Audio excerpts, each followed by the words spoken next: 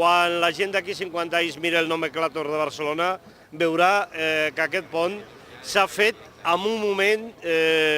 transcendental per la vida sindical del planeta, que el va vindre a inaugurar la primera figura del sindicalisme mundial, amb Ryder,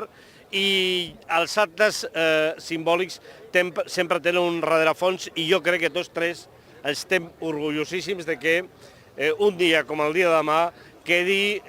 a la nostra ciutat per sempre. Es la primera vez en la historia del movimiento sindical internacional que nosotros hemos convocado,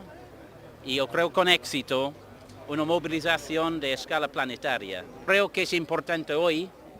cuando estamos testigos a un modelo de mundialización que se agota, que nosotros confrontamos el discurso de los últimos 30 años, el discurso de los neoliberales, con otro discurso, que es discurso nuestro, discurso sindical, que es de la solidaridad, de la generosidad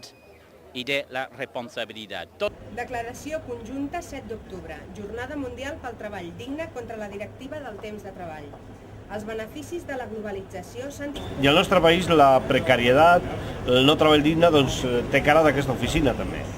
perquè l'administració, les administracions, en bona part són corresponsables de la degradació de les relacions laborals amb aquestes contractes i subcontractes que fan dia darrere dia, amb aquesta situació de treballs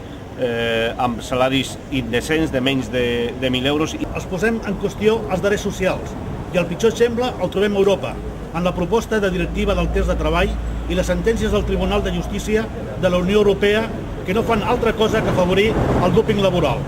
Per una feina digna i amb drets, contra la directiva del temps del treball, contra la pobresa, la desigualtat, per la solidaritat internacional, convoquem a tots els treballadors avui, dia 7 d'octubre, a les 17 hores, a Via Laietana Junqueras.